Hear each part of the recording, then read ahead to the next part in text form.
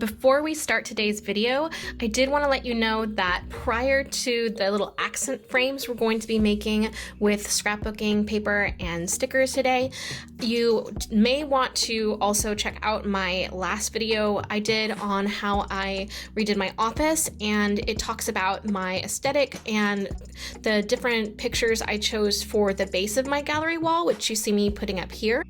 So just be sure to gather any larger pictures or photos or things like that that you have that are going to be used, and we're going to combine those with the matching accent frames that we create today. So I just wanted to let you know to check that out first and to get those ready if you have them, and then we'll do our DIY.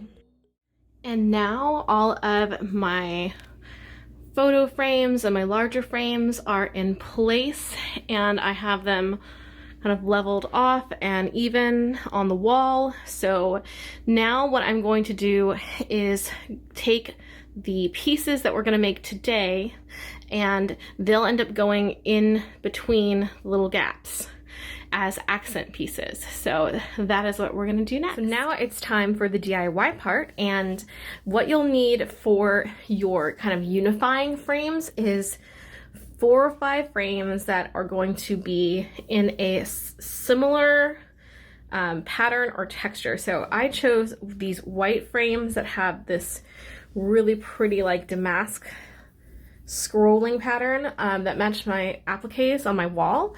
And pro tip, when you do buy these, I highly recommend just trying to find something that is clearly marked as for wall hanging, because these were not clearly marked, and when I got them I had to basically do extra work to make them wall hangable by attaching like brackets and taking off the table hanging and all of that. So if you want to skip all of that, just buy ones that are for the wall, or if you are comfortable with converting, you can do what I did, but it just takes a little more time. So these are 4x6, and so I will be next taking some scrapbook paper and trimming it down to the 4x6, and I just used my fabric cutter, but you could obviously just measure this out with a ruler, but it has a nice little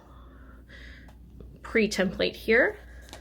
And I chose for mine, since I'm going for sort of a vintage floral kind of theme, some different patterns, and these are what I chose for my 5 frames.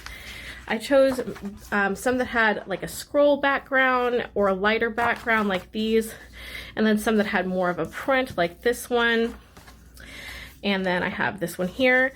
And then I am also pulling the Flower Power Mega Book, and I don't have it up here right now, but I'll also be pulling the Papillon one for this one. And I pulled some other decorative stickers I wanted to use. So I have these really pretty Cecily May Barker Flower Fairies ones. I got these from Shane. Haven't been able to find them anywhere else. And they are foiled and they're just really beautiful. So I have those two. And then also from Shane, I got these other like flower nymph kind of illustrations.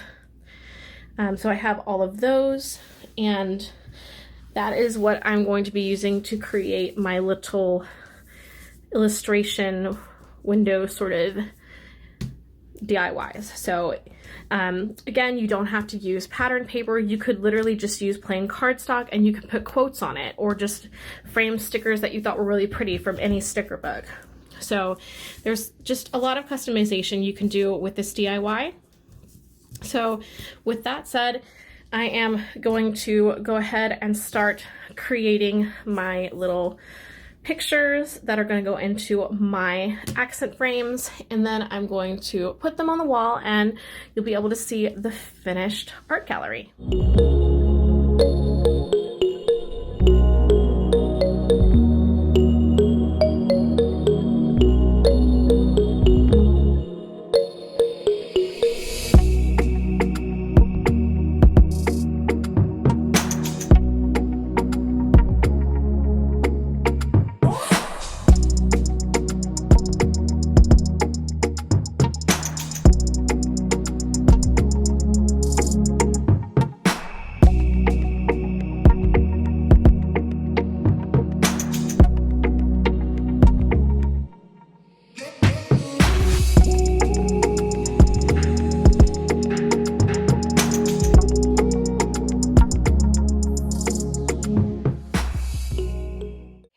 have my pictures ready, and again, this is just stickers on scrapbook paper.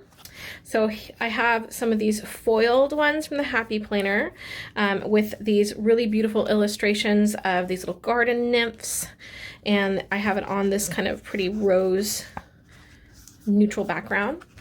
And then I also have this pretty light bluish green damask, and it has the green butterflies and daisies and some of the foil butterfly stickers from the Papillon book. And then I have my flower fairies here with one little gold foiled one in the corner just for visual interest. And then I have this beautiful rose, and I think this is the last of the ones of this sticker that I had, because I really love this sticker because it's got the little budding rose in the background, and I thought it would look really beautiful since it's outlined to go on this background.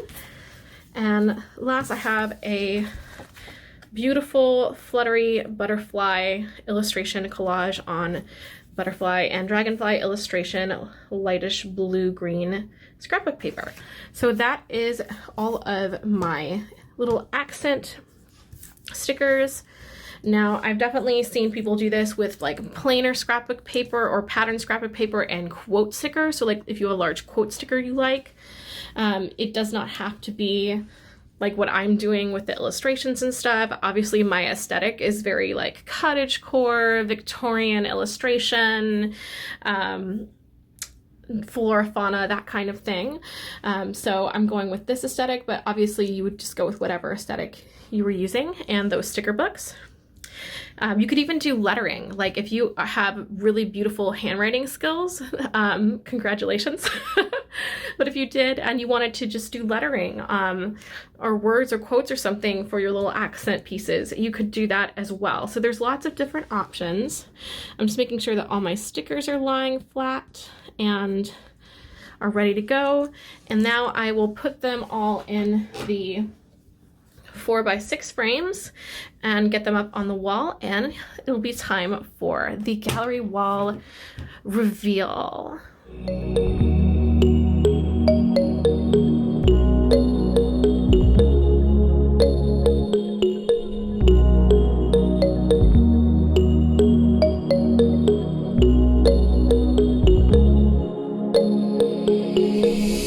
And here is the finished gallery wall. I absolutely love the little detail and how the white frames tie together the rest of the picture frames. I am now just in this beautiful space that is so inspiring to work on my regular job and crafting, and I just feel so blessed to have this space, and I'm so grateful that I took the time to make this space. If you enjoyed this video, definitely give it a thumbs up and consider subscribing. I post new videos every Wednesday on this channel, and I am going to get to work now in my home office, and I will catch y'all in the next one. Bye!